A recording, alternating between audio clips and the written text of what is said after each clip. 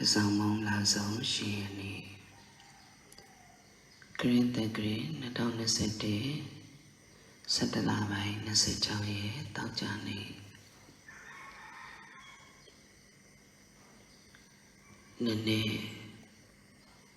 Rung Dialudo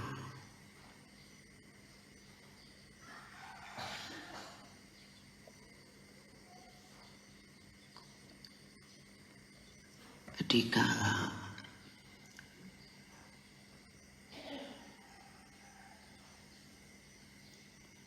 Shukin Yalu, Tikin Yari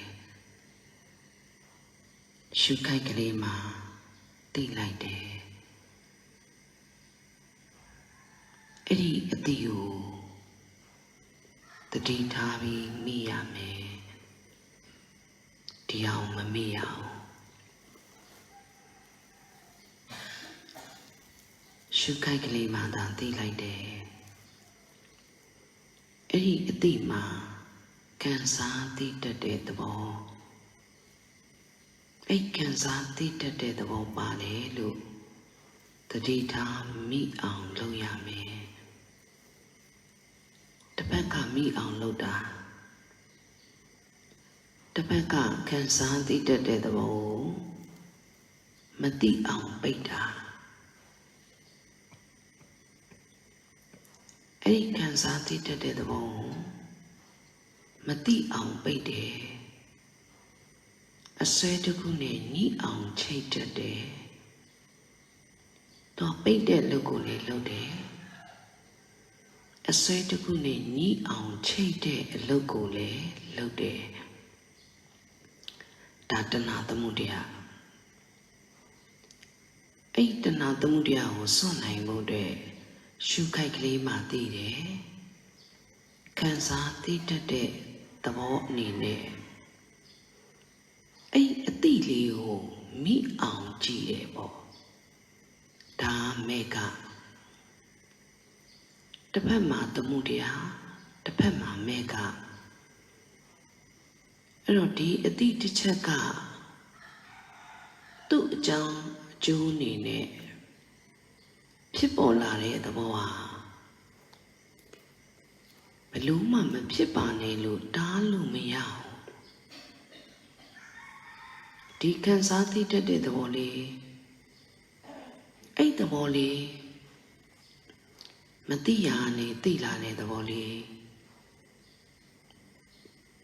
A Jangliani, Pupinu, Bolare, Di Atili. Di Diajaro. Beluma dalu meow, down chichene. Down my pichimulo, Paloma dalumiave. Tu John Juni neda. A John Dine, Bolare the Boa Doka. Ella Mati on bait. A Swedukune Chapi. Ioni Nago Baba Dada the Mudia. Shukai Klima Tire. A dima cancer Tita de the ball body look. Dio me on Jime. Daga mega. Pure mesoye. I married this a don't buy yavibo. Shukai Glima Tire, cancer Tita de the ball miame. With an nation di dili. A dilio meted the Madi pit on Lome. The Tishi money, the Madi Pima. A diliboma, me on Loda Male, Ato Male, Di Dili Nyema. Pure meso indeed, Longo. Doka Choya do Uti Vido. The making and down what they like that ball. A teacher time a light they need the norma. Dida making type is so ye. Pedoma city see Aroma mobo. Say Buzia Lemishiro. စိတ်ပင်ပန်းနေတယ်ဆိုတာလည်းမရှိတော့ဒီစိတ်ဆင်းရဲရတယ်ဆိုတာလေဆင်းရဲမှုအပေါင်းကလွတ်မြောက်နိုင်တာဒီတလမ်းပဲရှိတယ်လောကီရောလောကုတ္တရာရောပြစ္ဆုတ်ပံရောတန်တရားအတွက်ကောဒုက္ခကင်းစေတာဒုက္ခအေးစေတာဒီတလမ်းပဲရှိတယ်ဒါကြောင့်မလို့ဒီအတိတ်တစ်ချက်ကအမတန်ကိုအားကိုးစရာကောင်းတယ်အဲ့တော့ဘသူရှုလေမှလည်းသွားကြည့်နေရတာမျိုးမဟုတ်ဘူးတတ္တဝါတိုင်းဟာရေကေစီပါဏာဘုဒ္ဓတည်တယ်ကာမစတ္တဘုံသားတွေအဲ့ဒီရှုလေတစ်ချက်နဲ့အသက်ဆက်တယ်အဲ့ရှုလေတစ်ချက်မှာပဲသိခွင့်ရတယ်အာနာပါနကမ္မဋ္ဌာန်းဆိုတာရှုလေတစ်ချက်ကိုသုံးပြီးတော့အဲ့အတိလေးကိုပြောရမယ်ဆိုရင်စိတ်ကိုမိအောင်ဖမ်းတာပဲပေါ့အဲ့ဒီ idea သာရမယ်ဆိုရင်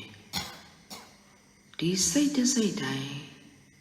ဒီအတိတစ်ချက်တိုင်းဟာ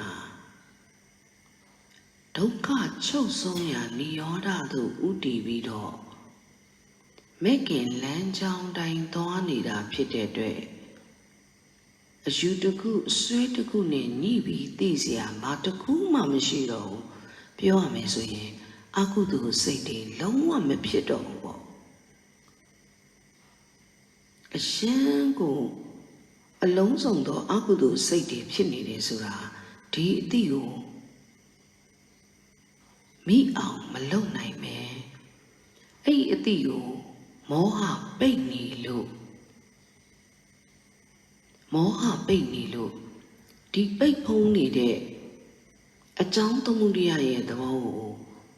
ဖယ်ရှားနိုင်ရင်အကုန်ပွင့်ပြီပေါ့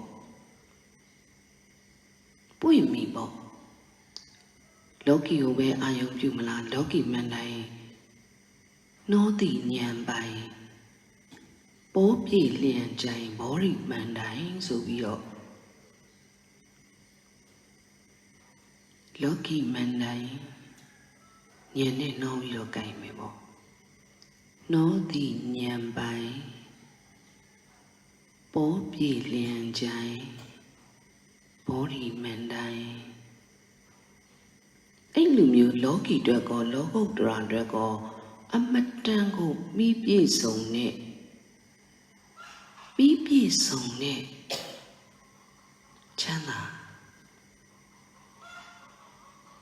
ချမ်းသာကိုမက်လို့တော့မဟုတ်ဘူးဆင်းရဲမှုပပျောက်ခြင်းဟာချမ်းသာခြင်းပဲအဓိကဆင်းရဲနေတယ်ဆိုတာဒီသိမှုလက္ခဏာလေးတစ်ချက်တိုင်းရှုခွင့်ရလို့သိခွင့်ရနေပေမဲ့အဲ့အတိတစ်ချက်တိုင်းခံစားသိတတ်တဲ့သဘောဝေဒနာပါတယ်လို့ဒီအတိတစ်ချက်ကလေးမှာဝေဒနာပါတယ်လို့ဒီခံစားသိတတ်တဲ့သဘောလေးမှာဝေဒနာနဲ့ရှင်ပြီးအဲ့ဒီစိတ်တစ်လုံးကိုအရာကောက်သွားရမယ်ပေါ့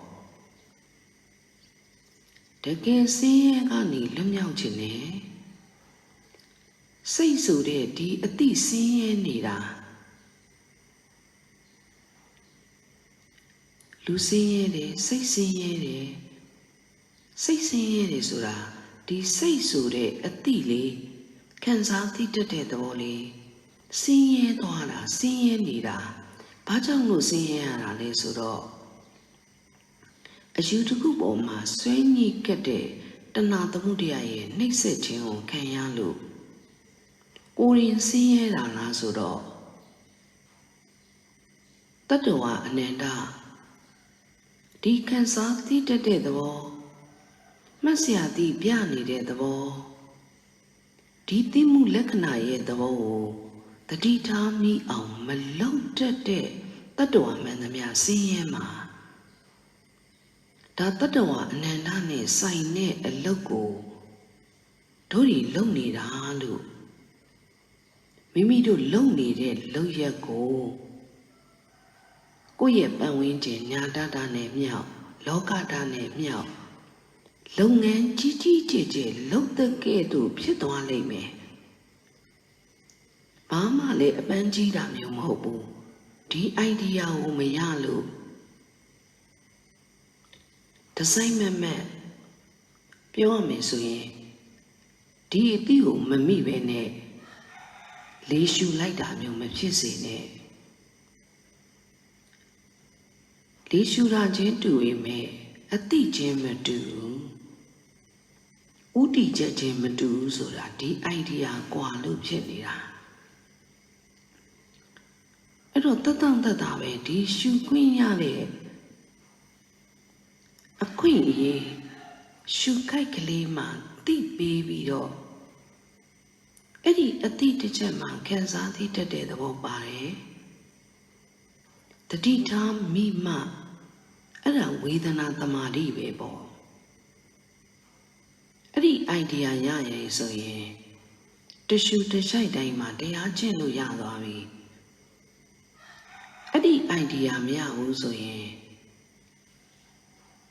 ဣတိယပုဂ္ဂိုလ်တမင်တကာရွေးပြီးတော့အချိန်ကို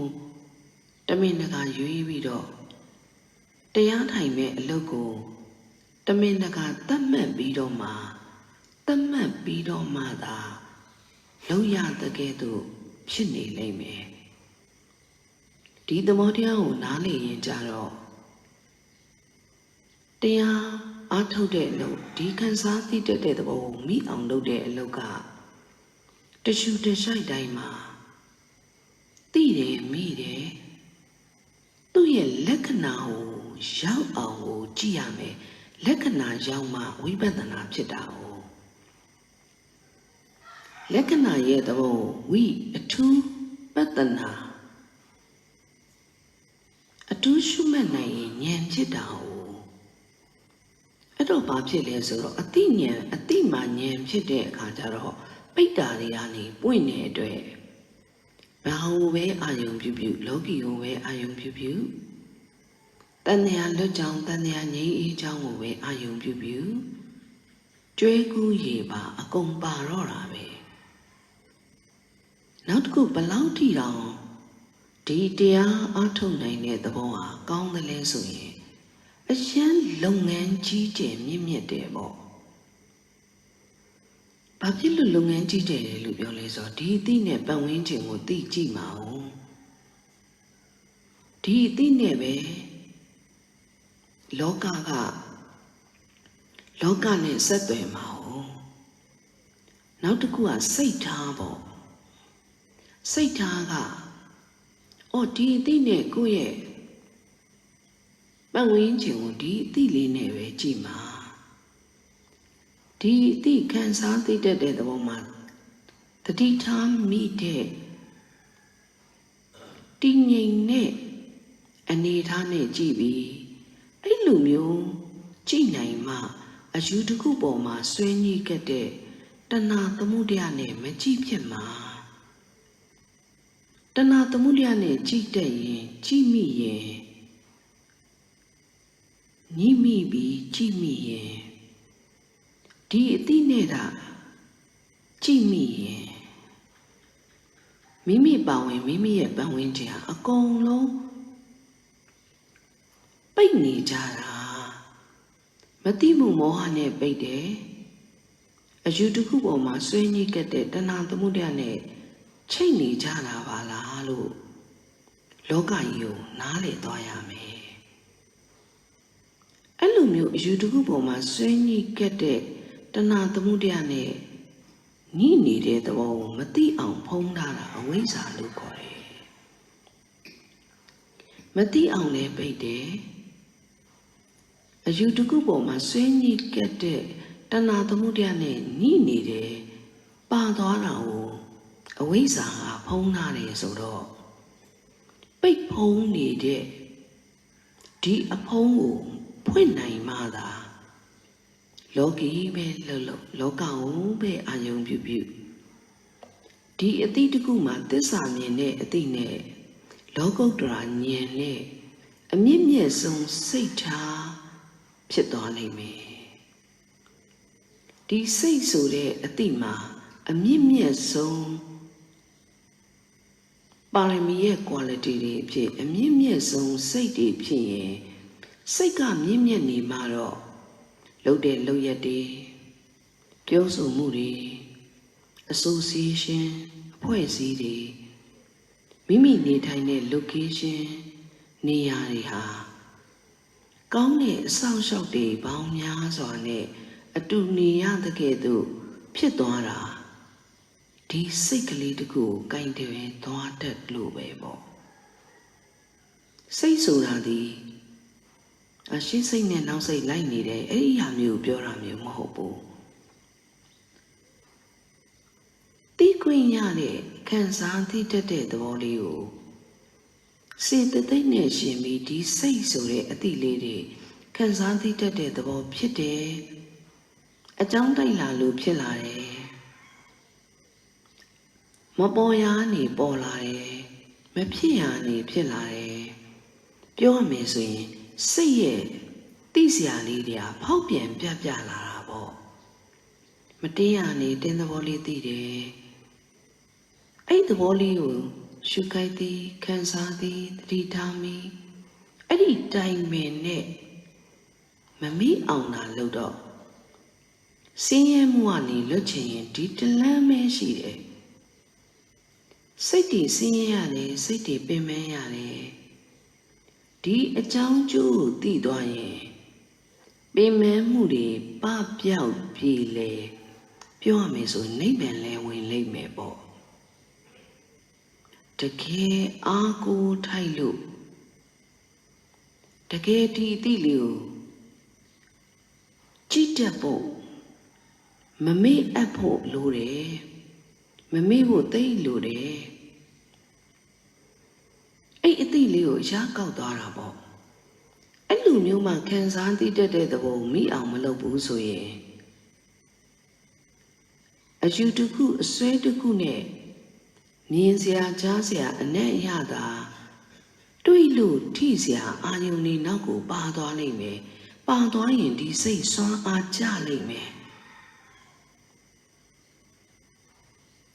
ပြောမယ်ဆိုရင်အစွဲတစ်ခုနဲ့ပါသွားမှာကိုပြောတာနော်ဒီခံစားသိတတ်တဲ့သဘောမှာမိပြီးတော့အပြင်ကိုသူတစ်ပါးခန္ဓာကိုခံစားသိတတ်တဲ့သဘောမှာမိတဲ့တမာတိနဲ့ငြိမ်အောင်တော့ကြည့်ပေးရတာပေါ့ကြည့်ရတာတော့ပင်ပန်းတာပေါ့ကိုယ်အတိလေးကိုခံစားသိတတ်တဲ့သဘောမိတဲ့တမာတိနဲ့အယူတစ်ခုဆွဲတစ်ခုကိုဖြုတ်ပြီးစိတ်ကိုငြိမ်အောင်ဒီအတိလေးကိုငြိမ်နေတဲ့အတိလေးကိုကြည့်ရတာတော့ချမ်းသာတာပေါ့ဒါမဲ့လိုအပ်လို့ဒီအတိလေးကိုငြိမ်အောင်ထားပြီးတော့ငြိမ်အောင်ကြည့်ပြီးတော့တိမိကြည့်ပြီးတော့ဘာကူရရင်ကောင်းမလဲလို့အကြောင်းကျိုးနေနဲ့တိုက်လာတဲ့သူတွေကိုကုဖို့အတွက်ကြည့်ပေးတာကိုကရုဏာလို့ခေါ်တယ်အပြင်ကိုလေကရုဏာနဲ့ကြည့်ဖို့အတွက်အစွဲမပါမှတကယ်ကရုဏာနဲ့ကြည့်ရရောက်မယ်ကုညီရရောက်မယ်ပေါ့အဲ့လိုမျိုးကြည့်ပြီးတော့ကုပေးနေတာကရုဏာဒီခံစားသိတတ်တဲ့သဘောမှာမိအောင်လုပ်နေတာကမေကမဲခင်ထိုက်တဲ့အသည့်ဖြစ်မှကရုဏာနဲ့ကြည့်ပြီးသူတစ်ပါးရဲ့ဒုက္ခကိုပြေလည်အောင်ကူညီခြင်းနဲ့မေတ္တာတရားတွေဆိုတာဖြစ်လာတာပြောချင်တာဒီဗုဒ္ဓတရားတော်မှန်သမျှအတွင်းအပြင်နှစ်ခုချိတ်ဆက်ပြီးတော့အတိအမြင်မှန်ကန်အောင်လုပ်တဲ့လုပ်ငန်းစဉ်လို့နားလည်ရမယ်အတွင်းအပြင်ချိတ်ဆက်ပြီးတော့အတိအမြင်မှန်ကန်အောင်လုပ်တဲ့လုပ်ငန်းစဉ်အဲ့လိုမျိုးလုပ်တဲ့ရင်ဘာဖြစ်မလဲဆိုတော့ဘ ရားရဲ့သားတော်သမီးတော်ဗုဒ္ဓရဲ့သားတော်သမီးတော်အဖြစ်သာသနာရဲ့အရေးအောက်ရောက်လာပြီပေါ့သာသနာရဲ့အရေးအောက်ဆိုတာနှစ်ပေါင်းများစွာတည်တံ့ခဲ့တယ်တည်တံ့နေတယ်နောင်လဲဆက်လက်တည်တံ့အောင်မဲ့စွမ်းအားအမတန်ကိုကြီးတဲ့သာသနာအခိုင်အမာဆုံးဖြစ်တဲ့ဗုဒ္ဓကိုယ်၌ကစัจ java လအနန္တမှာဖုံးကံအကြီးမားဆုံးအရှိန်အဟုန်အကြီးမားဆုံးဖြစ်တဲ့စွမ်းအားတွေရှိပြီးသားပဲပေါ့ဒါကြောင့်မလို့သာသနာခိုင်းတဲ့အလုပ်ကိုလုပ်ရမှာသာသနာရဲ့အဆုံးအမနဲ့ဒီတမာတိဖြစ်ကြောင်းဒီအသိမှသစ္စာ၄ပါးနဲ့ရှင်တဲ့စတုသစ္စာပဋ္ဌာန်ဖြစ်ပြီးဆိုရင်ပညာဖြစ်ပြီးခံစားသိမှုမှာမိတဲ့တမာတိဖြစ်မှလည်းသစ္စာမြင်ရှုထောင့်ဘက်ကကြည်နိုင်တဲ့ပညာဖြစ်မှာပညာဖြစ်ရင်ဒီပြဿနာတွေအကုန်ပြေလည်ပြီပညာနဲ့ဖြေရှင်းမှရတယ်ဒါကြောင့်မို့အသိဉာဏ်ပွင့်ဖို့လိုတာပညာမရှိရင်လေ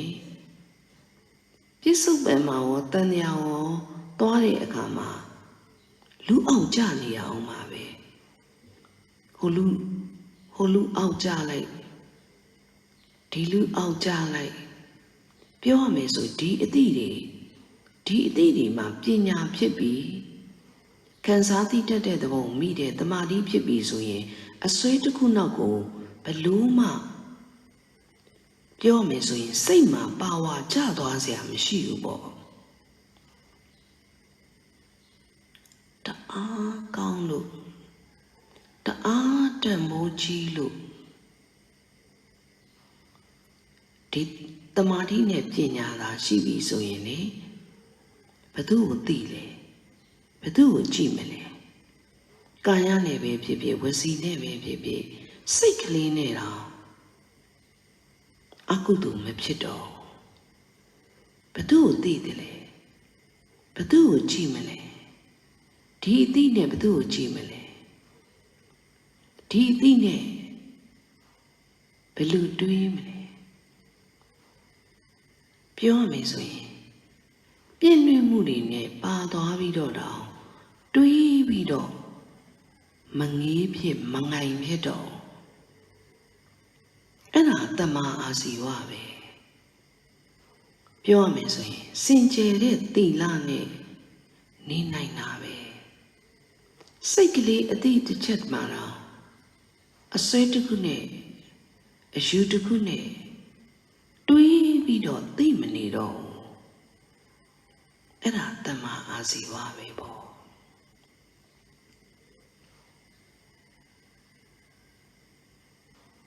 တာလေးလိုက်တဲ့နေရှုခိုက်ကလေးကိုလေအသိမ်မွေ့ဆုံးရှုလေရဲ့သဘောကိုသုံးတတ်တော့မှစိတ်ငြိမ်တာရှုခိုက်ကလေးမှတတိထားသိပြီအဲ့ဒီအတိမှခံစားသိတတ်တဲ့သဘောပါတယ်လို့အဲ့ခံစားသိတတ်တဲ့သဘောကိုမိခိုက်မှရှုလေရက်တယ်ရှုခိုက်မှတတိထားသိပြီခံစားသိပြီအဲ့ခံစားသိတတ်တဲ့သဘောကိုတတိထားမိလိုက်တဲ့အခိုက်တည်းရှုလေရက်သဘောကိုကြည့်နိုင်ရမယ်အလိုက်တဲ့လေစိတ်ကိုလျှော့ပြီးရှုခိုက်သည်ခံစားသည်တတိထားမိအနေထားကြည့်ရှုလေလေးရက်တဲ့အနေထားကိုကြည့်သွားရှုခိုက်သည်ခံစားသည်တတိထားမိအနေထားကြည့်ဘာအနေထားလဲဆိုတော့ရှုလေလေးရက်သွားတဲ့အနေထားပြောချင်တာဒီရှုလေလေးသိမ်မွေးရမယ်အိတ်ခံစားသိတတ်တဲ့သဘောလဲမိအောင်ကြည့်တတ်ရမယ်ရှုလေလေးသိမ်မွေးရမယ် ဒီအတိမှာခံစားသိတတ်တဲ့သဘောပါတယ်လို့မိအောင်ကြည့်ရမယ်မိရင်မဲကမမိရင်သမုဒယဆိုရင်တော့တေချာပေါင်းဒုက္ခဖြစ်မှာပဲမဲကဆိုရင်မဲခင်ထိုက်ပြီဆိုရင်ဒုက္ခဆုံးရာနိရောဓသို့ဥတီသွားမှာပဲဒါဆိုရင်ဒီအတိဘလောက်အရေးကြီးတယ်လဲလို့စဉ်းစားတာကြည့်တော့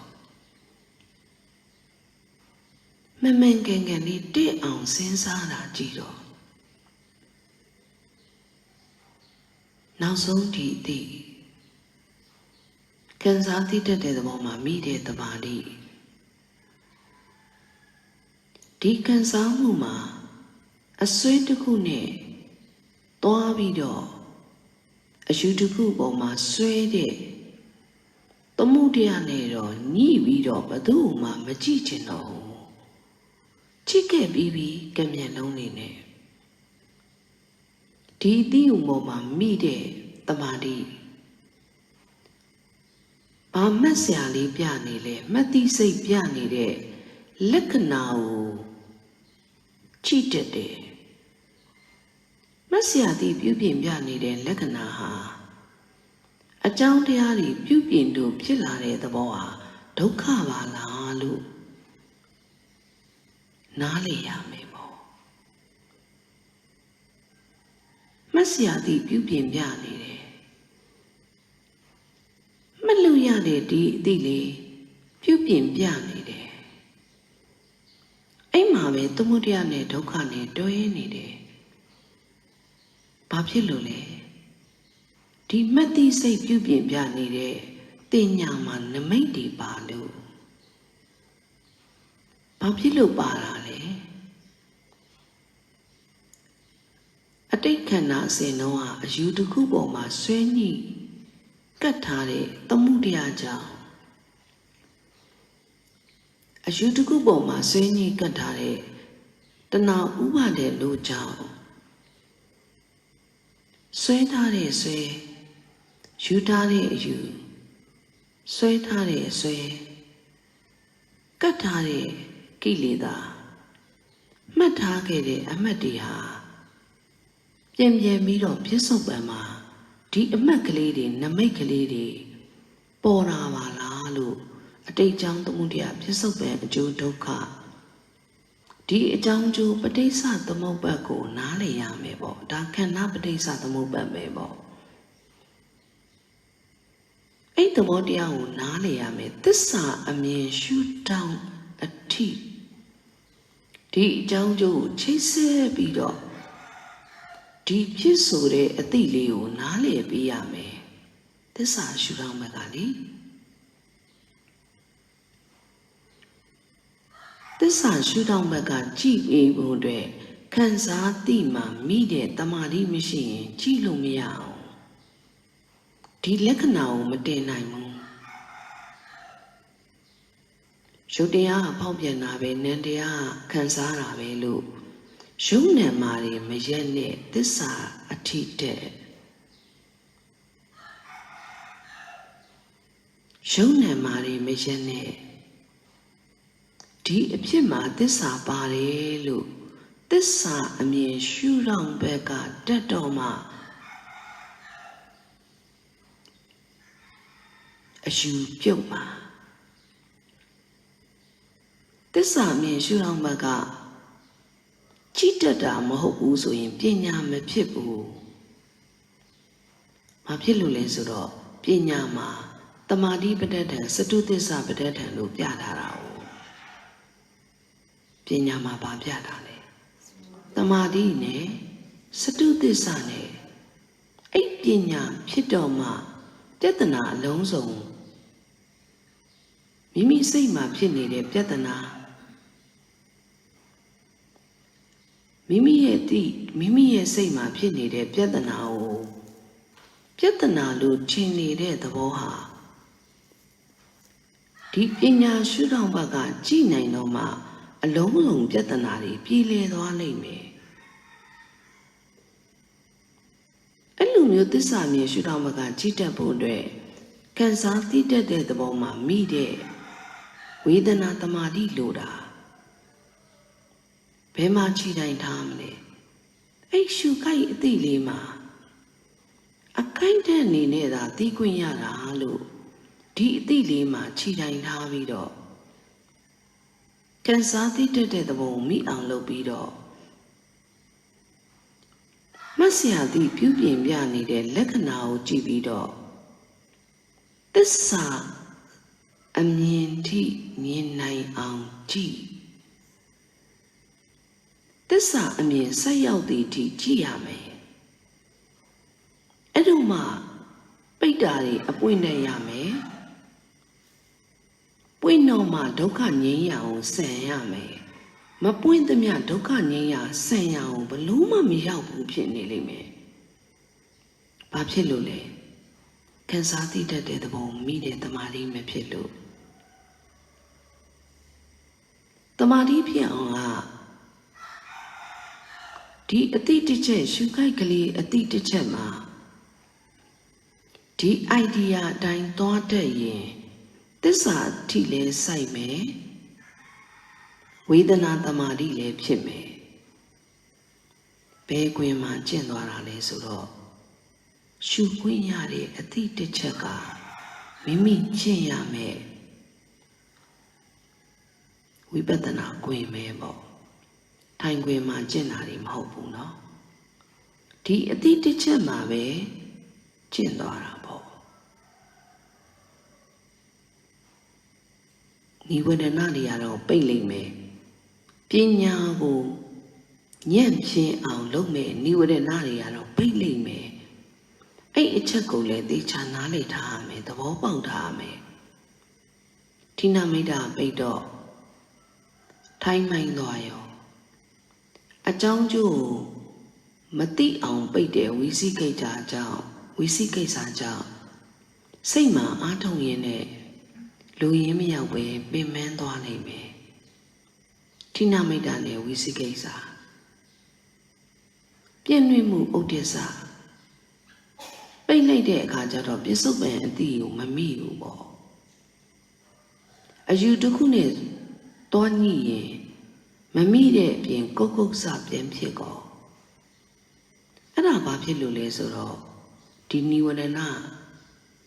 တရားတွေကပညာညံ့အောင်ပညာမဖြစ်အောင်တို့တွေကိုအတိတစ်ချက်တိုင်းမှာပိတ်မှာမို့လို့ပဲဒါကြောင့်မလို့ပိတ်ဆို့မှုအကြောင်းတရားနေပွင့်ပြီဆိုရင်သာသနာပွင့်ပြီပေါ့အဖက်ဖက်ကလောကကိုပဲအာယုံပြုလောကကိုအာယုံပြုလေဒီအတိနဲ့အာယုံပြုတဲ့ရင်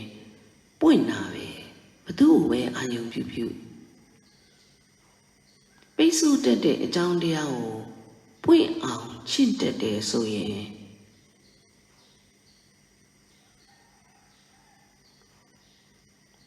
လောကီကိုပဲအာယုံပြုအတိညာဏ်ဘက်ကိုပဲအာယုံပြုအတိညာဏ်ကလောကကနေလွန်မြောက်တဲ့လောကုတ္တရာကိုပို့ဆောင်တာဒီအတိညာဏ်ပဲပေါ့လောကကိုအာယုံပြုမလားလောကီမန်တိုင်းကိုနှောတိဉာဏ်နဲ့ကိုင်နိုင်တဲ့အခါဘောပြေလျံကြိုင်ဘောရိမန်တိုင်းသစ္စာလေးသိတယ်ဒီအသိနဲ့လောကကိုကြည့်တတ်တဲ့အခါကျတော့ကုညီနိုင်တဲ့ကရုဏာအားတွေတစ်ဖက်ရဲ့ဒုက္ခကိုပြေလည်စေတဲ့မေတ္တာစွမ်းအားတွေသူလဲဝမ်းသာကိုလဲရှင်ပြုံးရတဲ့မုဒိတာစွမ်းအားတွေဘလောက်ပဲလောကရန်တွေ့အစွဲတစ်ခုဖြုတ်နိုင်တဲ့အတွက်မပင်မဲနေနိုင်တာဥပိ္ပခာအားပဲပေါ့ဒါကြောင့်မလို့ဒီအသည့်တစ်လုံးမှာကျင့်သွားရပါတယ်ရှုခိုက်သည်ခံစားသည်တတိထားမိအဲ့ဒီတိုင်ပင်လေးနဲ့သွားတက်ရပါမယ်ရှုခိုက်သည်ခံစားသည်တတိထားမိရှာသဘောကြည့်ရှုခိုက်သည်ခံစားသည်တတိထားမိရှာသဘောကြည့် ဒီတ िश ူတဆိုင်မှာပဲပိုင်နိုင်လာပါလိမ့်မယ်တေချာဒီဇိုင်းမမတ်အတန်တိတ်ပေးထားပါမယ်တေချာတစ်စက်တိုင်းတစ်စိမ့်တိုင်းတတိတိုင်းလုပ်ကြည့်ပါအဲ့တိုင်းမင်းလေးနဲ့သွားပါ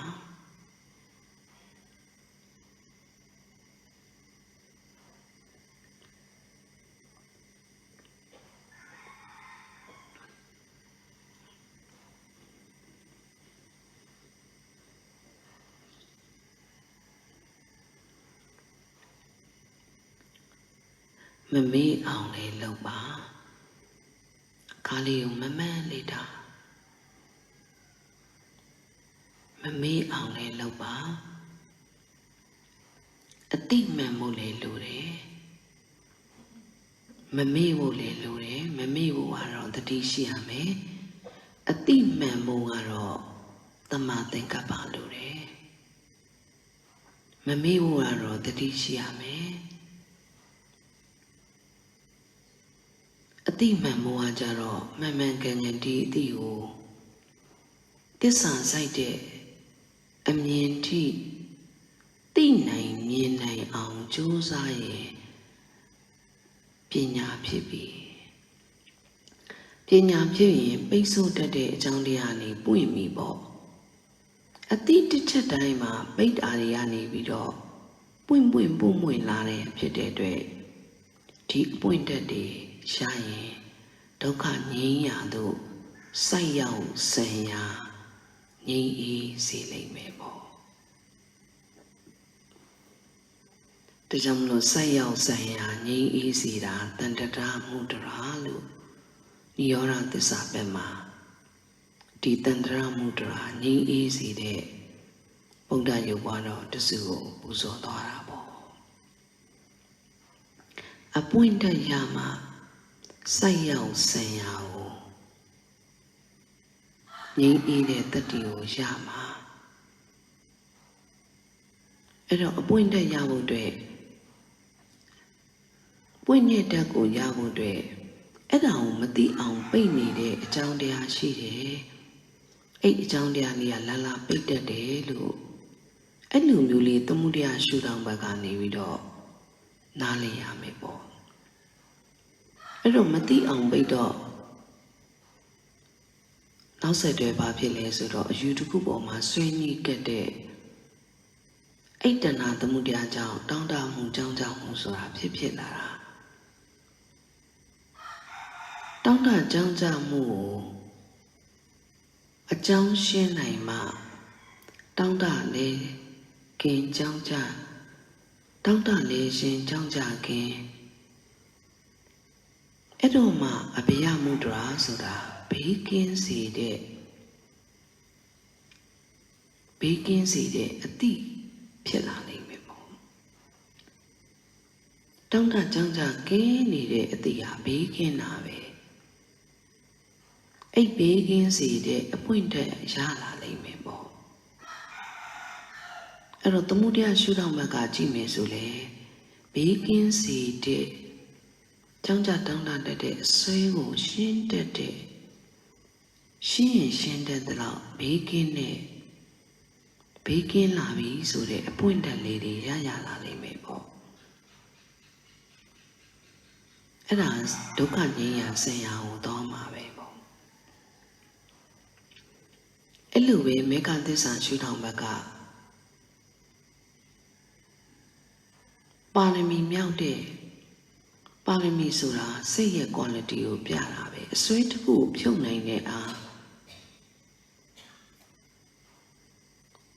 ဘာလို့ပါရမီကိုမေဃသစ္စာပဲမှာသုံးထားတာလဲဆိုတော့အစွဲတစ်ခုကိုဖြုတ်နိုင်တဲ့အပြင်သင်္ခါရနဲ့သူတစ်ပါးခန္ဓာကိုပါ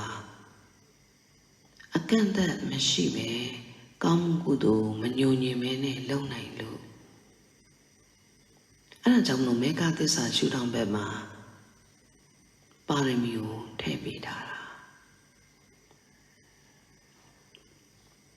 ကိုယ်တိုင်ဒီမဲခင်လမ်းကြောင်းပေါ်မှာပွားများယုံနေမဟုတ်ပဲ အစွဲကိုစွန့်နိုင်တဲ့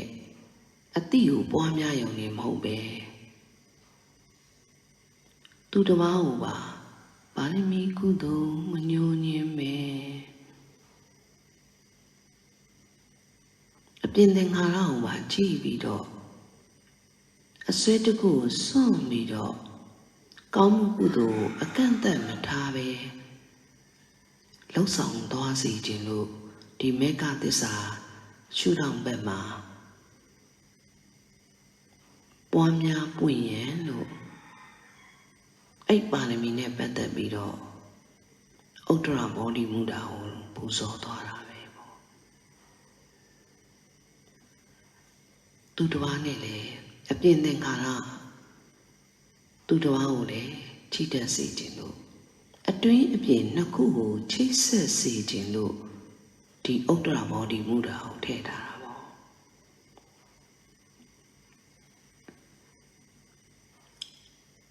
ညာတတတွေလောကတတွေရည်ရွယ်လို့ဒီဥဒ္ဒရာမောဒီမူတာကိုထည့်ထားတာပေါ့ပူဇော်ထားတာဒါလေသူ့အကြောင်းကျိုးသူ့တဘာဝသူ့ထက်နဲ့သူပြောရမယ်ဆိုရင်ဗုဒ္ဓဓာတ်တွေပွင့်ပြီးတော့ကြွလာတဲ့ကဲသူပဲပေါ့ဒီဘုရားတွေပူဇော်ခြင်းရသွားတယ်ဆိုတာသူ့ရှုထောင့်နဲ့သူဒီဗုဒ္ဓဓာတ်တွေပွင့်ပြီးတော့ဒီဓမ္မဓာတ်တွေပေါင်းစုတဲ့နေရာမှာဗုဒ္ဓရဲ့အပွင့်ဓာတ်တွေပါပေါင်းဝင်ပြီးတော့ဒီဓာတ်တွေကိုဒီဓာတ်တော်တွေကိုပူဇော်သွားတဲ့ကဲသူပဲပေါ့ဓာတ်ဆိုတာသူ့အကြောင်းတို့သူ့တဘာဝအတိုင်းသာဖြစ်လာတဲ့သဘောကိုဓာတ်လို့ပြောတာဒါဓာတ်တော်တွေပဲဒါဓာတုစီတီထိုက်တာပေါ့ဗုဒ္ဓရဲ့အသုံးဆောင်နေဗုဒ္ဓရဲ့အာယုံပြုပြီးတော့ဒီအသုံးဆောင်နေပူဇော်သွားတယ်ဥဒိတစေတီပရိဘောဂစေတီထိုက်တာပဲပေါ့အဓိကကဒီဓာတ်တွေနဲ့ပူဇော်သွားတာပဲပေါ့အဲ့တော့ဘယ်ချိန်မဲအာယုံပြုစိတ်နှလုံးကိုကုသိုလ်စိတ်ကိုတစတဲ့တစပွားနေအောင်ပွားများနေတာဘယ်ချိန်လေးပဲနှလုံးသွင်းဘသူ့ကိုကြည့်အပြင်ကိုကြည့်မလားအတွင်းကိုကြည့်မလားဒီအတိမှာကန်စားသိတတ်တဲ့သဘောမှာတမာတိဖြစ်ပြီးသစ္စာမြင်ရှုထောင့်ဘက်ကကြည့်နိုင်တာဖြစ်တဲ့အတွက်ဒီအတိကိုကြည့်မလားအတွင်းသစ္စာမြင်ပြီနည်းနည်းနဲ့သစ္စာကိုမြင်ပြီးတော့မှအပြင်ကိုကြည့်မလားကရုဏာဖြစ်ပြီပိုင်းခြားသိလို့ကရုဏာဘွားမဟာကရုဏာမူတော်ဗျာဆိုတာဒီဒုက္ခကိုပိုင်းခြားသိနေတဲ့အတွက်အပြင်သင်္ခါရကိုကြည့်တဲ့အခါမှာကရုဏာစေတသိက်ကုသိုလ်ဒါစိတ်ကိုအမတန်ကိုတင့်တယ်စေတဲ့သောဘနာစေတသိက်ပဲကရုဏာဆိုတာစိတ်ကိုအမတန်မှတင့်တယ်စေတာကရုဏာနဲ့ဝိုင်းရံပြီးတော့ချိနိုင်တာဘလောက်မြင့်မြတ်တဲ့အကြည့်တစ်ချက်ဖြစ်နေမလဲလို့ကြည့်ကြည့်ဘလောက်မြင့်မြတ်တဲ့အတိတစ်ချက်ဖြစ်နေမလဲလို့ဒီအတိလေးကိုမိကြည့်ဒီအတိလေးနဲ့ကြည့်ကြည့်ကရုဏာနဲ့ကြည့်တတ်နိုင်မယ်ဘာလို့ကရုဏာနဲ့ကြည်တတ်တာလဲဆိုတော့ခံစားသိမှုမှာမိတဲ့တမာတိနဲ့သစ္စာအမြင်ရှုထောင့်ဘက်ကဒီအတိအမြင်မှန်ကန်သွားရင်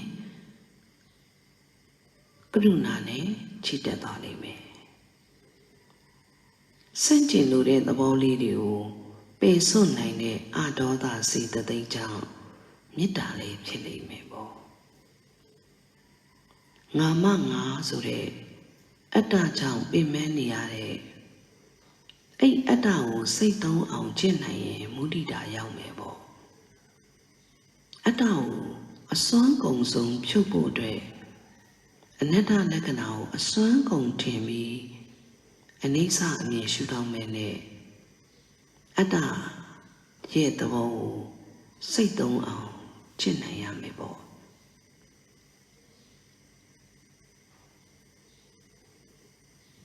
အဲ့လိုမျိုးကျင့်နိုင်လေမုဒိတာတရားတွေကစွမ်းအားထက်သန်လေဖြစ်လိမ့်မယ်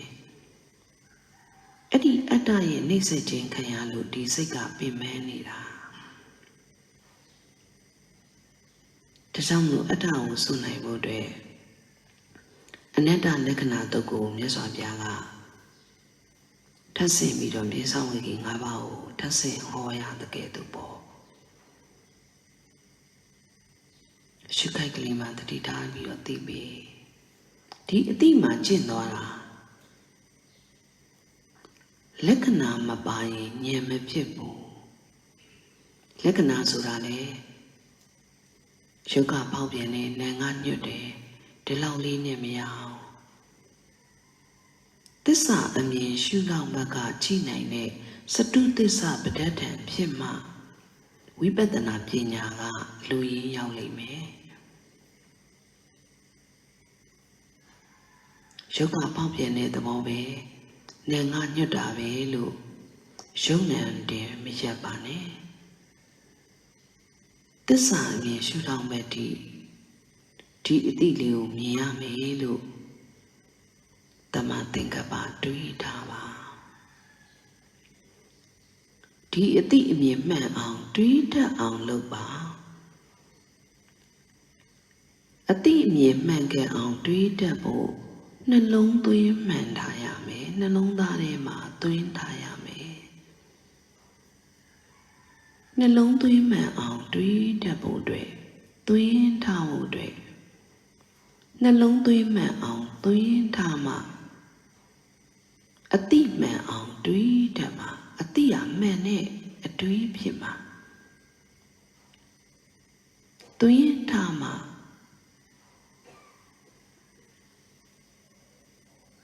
နှလုံးသွင်းမှန်အောင်သွင်းထားမှအတိမှန်အောင်တွေးတတ်မှာအတိမှန်တော့မှသစ္စာရှုထောင့်ဘက်ကမြင်နိုင်တဲ့အမြင်ဖြစ်လိမ့်မယ်အဲ့တော့မှပညာဖြစ်ပြီဆိုရင်ပိဋကရဲ့အကြောင်းတရားတွေဟာပွင့်သွားလိမ့်မယ်နောက်တစ်ခုအရေးကြီးတာကဒီအတိနဲ့ကိုယ့်ရဲ့ပတ်ဝန်းကျင်ကိုကြည့်ပါဒီအတိနဲ့လောကကိုကြည့်ပါ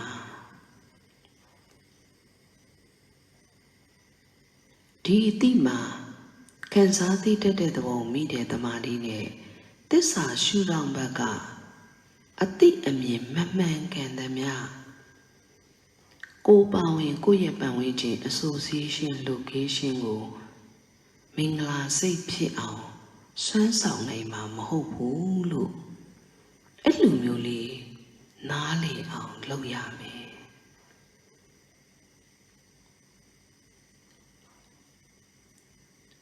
ဒါဆိုရင်ကိုသိနေပါတယ်ဆိုတဲ့ခံစားသိမှုမှာမိတဲ့သမာဓိဒီအတိကိုသစ္စာအမြင်ရှုထောင့်ဘက်ကမြင်သည်ထိကြိုးစားဖို့ဘလောက်လိုမလဲလို့ဒီပညာဘလောက်လိုမလဲလို့ဒီပညာတွေသင်ဖို့အတွက်ဒီ academic lecture တွေဘလောက်လိုမလဲလို့တို့ဒီအသိမဦးခင်ကြိုးစားကြရလိမ့်မယ်ဒီအသိဦးအောင်ကြိုးစားကြရလိမ့်မယ်ဒီပညာသာရှိရင်ဘယ်လိုအခြေအနေဘယ်လိုဘဝရောက်သည်ပဲဖြစ်ဖြစ်အောက်တန်းမကြတော့တာဒီပညာကြောင့်ပဲဒီပညာတွေတတ်အောင်လုပ်သွားရမှာဒါကြောင့်လို့ယုတ်ကပေါက်ပြန်တာပဲနာငါညွတ်တာပဲအဲ့တဘောကိုသစ္စာသူကနေဒိုးတစ်စင်မြင့်ပြီးတော့နာငါညွတ်တာပဲဆိုတဲ့သဘောကိုနန်ဆိုတဲ့သဘောတရားကိုခံစားသိတတ်တဲ့သဘောအဲ့သဘောလေးကိုမိအောင်လုပ်ရမယ်ခ ကန်စားသိတတ်တဲ့သဘောမိအောင်လုပ်တဲ့မဲ့ခင်မှမဝေမှုတမာတိမဲ့ခင်သုံးပါးမှမဝေမှုဆိုရင်အစွဲတစ်ခုနဲ့တိုက်လာတဲ့အာယုန်တွေနောက်ကိုဒီစိတ်ကကန်စားမှုနဲ့တိကကြည်နေမိလိမ့်မယ်လို့သစ္စာရှုနှောင်းဘက်ကနေပြီးတော့နားလေအောင်လုပ်ပဋ္ဌာန်းတရားနဲ့အရာကောင်းမယ်ဆိုလေဝေဒနာနဲ့ရှင်တဲ့စိတ်ကတွေးခန္ဓာနှစ်ပါးမဆရာသည်ပြုပြင်ပြနေတဲ့တင်ညာသင်္ခါရကဒွိဉ္ခန္ဓာနဲ့ခန္ဓာနှစ်ပါးထောက်ပံ့ပေးတာပေါ့သူကသာဇာတာပစ္စည်းအနေနဲ့ဒီနံခန္ဓာ၄ပါးကဒီအတိလေးကဒွိခန္ဓာဒွိဉ္ခန္ဓာနဲ့သာဇာတာပစ္စည်းနာပစ္စယောဒီသဘောဒီအတိဒီအမိမဆရာသည်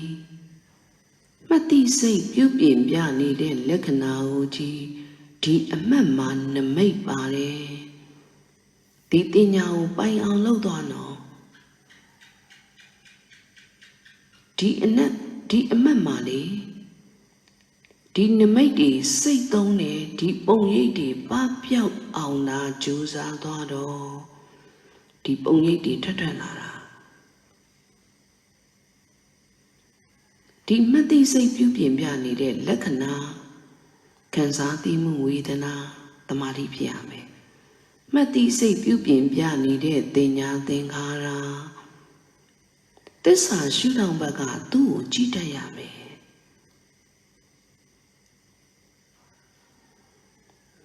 ဒီမဆရာတိတင်ညာမှာနမိတ်ကဘာလို့ပါနေတာလဲ။အယူတစ်ခုပေါ်မှာဆွေးညှိကတ်ထားတဲ့အတိတ်ကြောင့်သမုဒ္ဒရာကြောင့်ပြစ္ဆုတ်ပံမှာဒီအတိလေးနမိတ်ပါလာတာပါလား။ဒီသဘောလေးဖြစ်လာတာမဖြစ်ရနေဖြစ်လာတဲ့သဘောဟာဒုက္ခပါလားဝိပရိနာမဝရဝိပရိနာမဖောက်ပြန်လာတဲ့ဒီအတိမဆရာတိပြနေတဲ့သဘောပေါ်မှာနမိတ်ပါ၏ဖောက်ပြန်လာတယ်နမိတ်ပါတယ်တရားကိုကောက်လိုက်ရင်ဒါဒုက္ခနဲ့သမုဒယရဲ့ဆက်သွယ်ချက်ကိုပြနေတာအဲ့သဘောလေးကိုသိပြီးတော့မိတာကြတော့မဲကသစ္စာသုံးပါးရပြီမဆရာတိပြလာတဲ့သဘောလေးတွေဟာတမက်နဲ့တမက်မတူညီတဲ့အမတ်တွေကိုပဲပြောင်းပြပြည့်ရင်ဝေရကုံပြောက်ပြည့်နေတာပါလားလို့မှန်မှန်ကန်ကန်နားလေတာမေက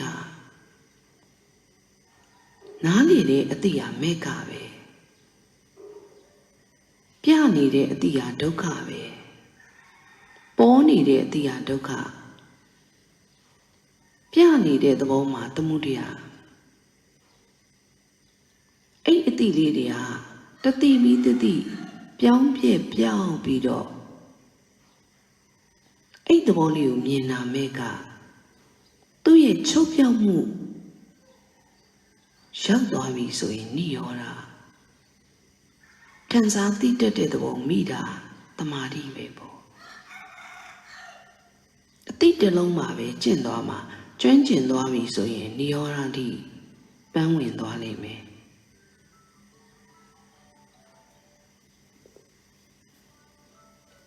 ကျွမ်းကျင်မှပန်းဝင်လိမ့်မယ်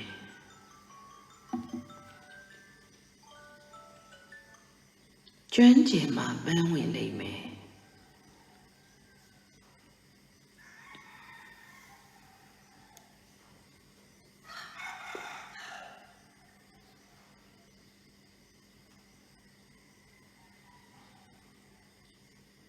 ကျွမ်းကျင်မှပန်းဝင်လိမ့်မယ်ဘလောက်ပဲဝိပဿနာတရားကိုရှုတတ်ပါတယ်ပဲပြောဘလောက်ပဲလက္ခဏာရှုခွက်ကိုပိုင်ပါတယ်ပဲပြောသစ္စာရှုတော့ အမြင်ထိမရောက်ရင်ဒုက္ခငြိမ်းရာကိုဘလို့မှပန်းမဝင်နိုင်ဘူးအဲ့သစ္စာလိုနေလို့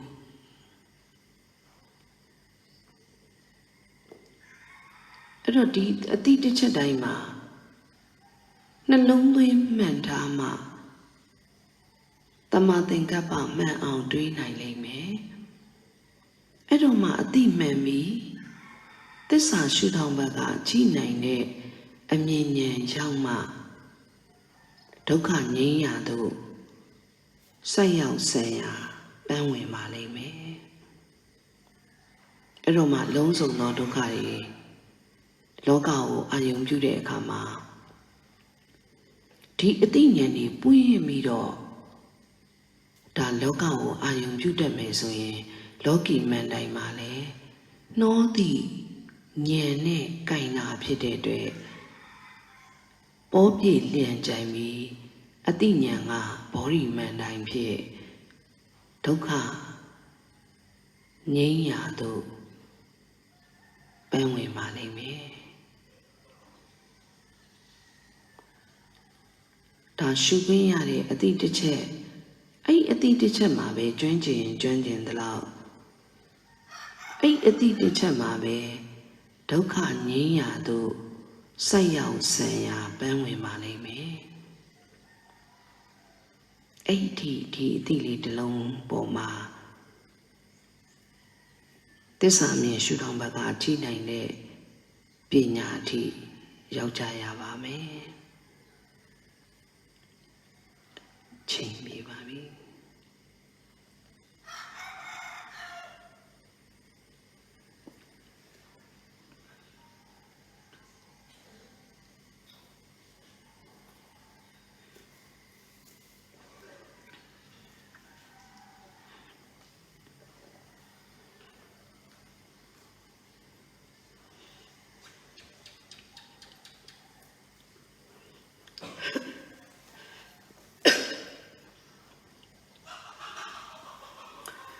ဒီနေ့လမ်းစဉ်26ရက်နေ့တိုင်း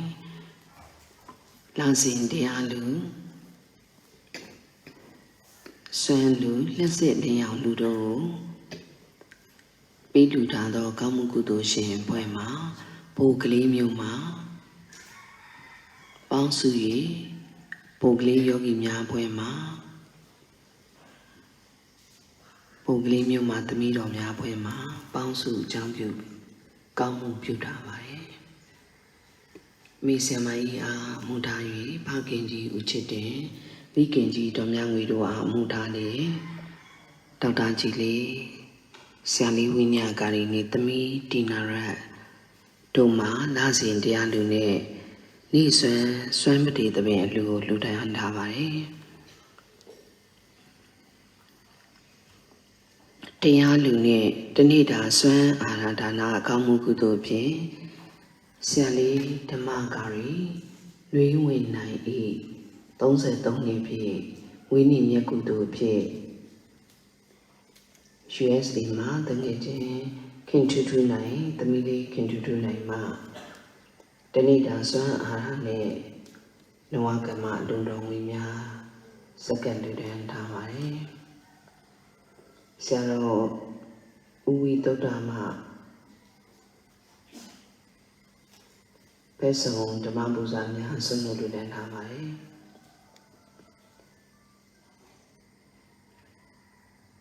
26ရက်9လ2021တွင်ကွယ်လွန်သွားသောဖခင်ဦးတန်းမောင်အသက်69နှစ်လေးလပြာရည်စု၍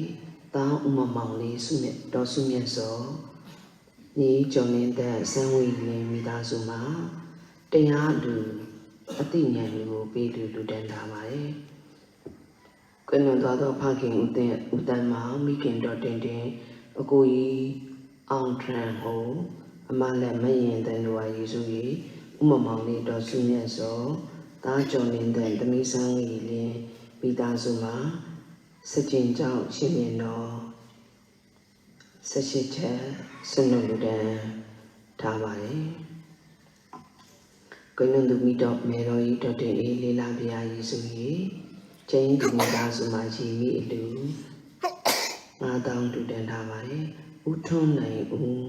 Tossili, Mumidazuma, Sajin Jabiadu to Dendamare, Umu Tendo on Male, Tayawadi Muma Sajin Jabiadu to Dendamare, Uilin dot Tida Landry, Bahamulema, Person to long with the thing to Dendamare, on Dokemaji, Ta Coco, Counter, Hindu Rawe, Mipu Bamidazu. She John Ma, the mother Bangzu, City Dolu, Belenacatian, Nin Dean to go Ludan Hawaii, Gojomo and Mackinsa, so Mitazuma,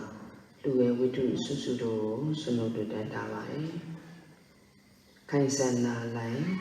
at the Lisangane, Gwenon to eat, Lila P. P. C. Wamya, Ludan Hawaii.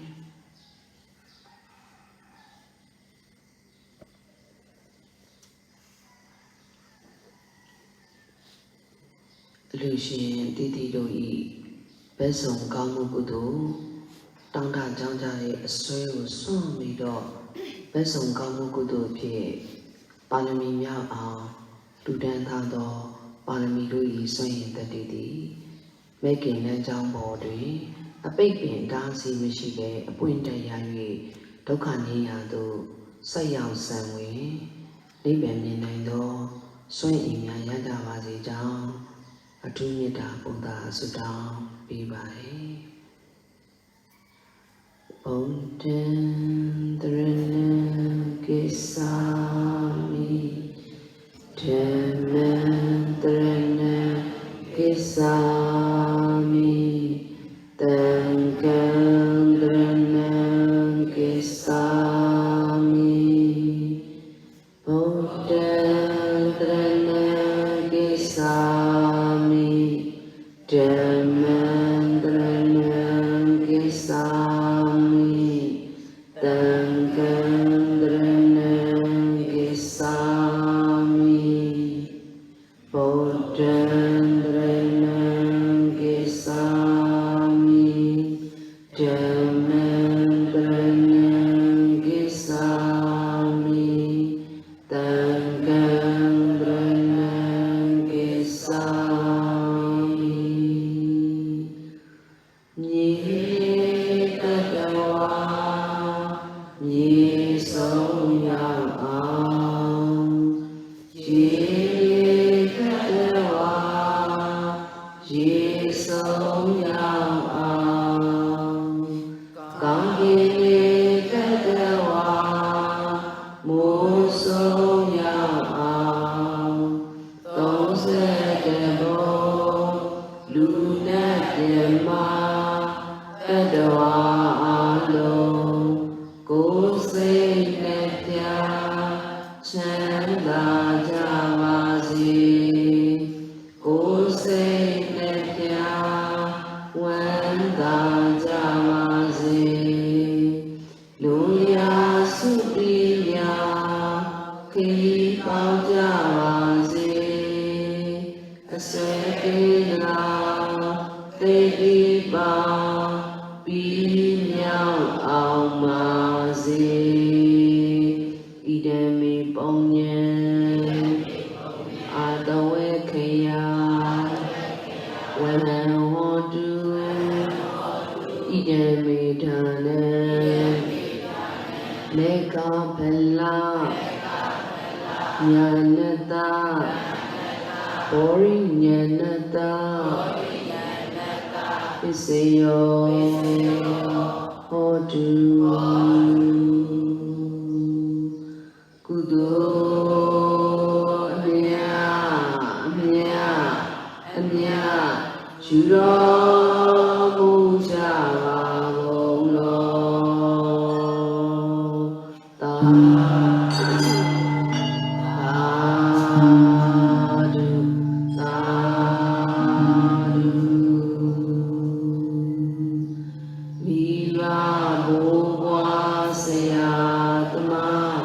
Jesus Shem Ya Sadhaye We Nishin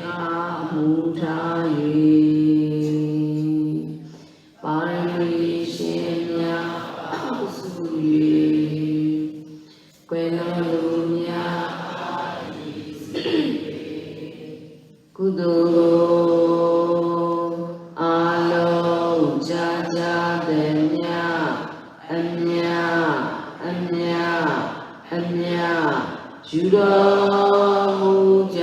ပါကုန်လောသာဓုသာဓုသာဓုမိဘ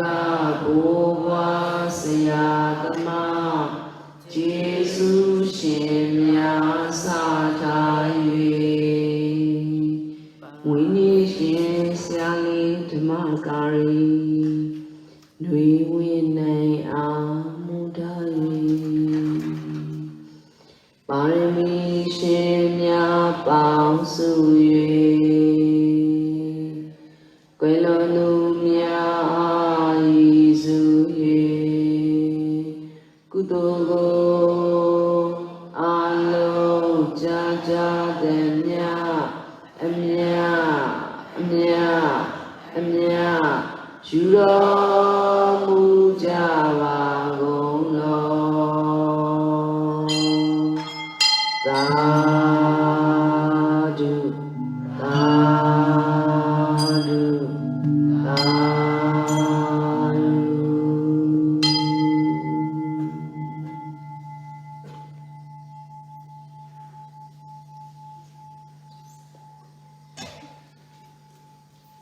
လူရစုပြီးညခီးပေါင်းများအောင်ခီးပေါင်းများပါစေသိဉာဏ်လေးလေးပွင့်ကြပါစေ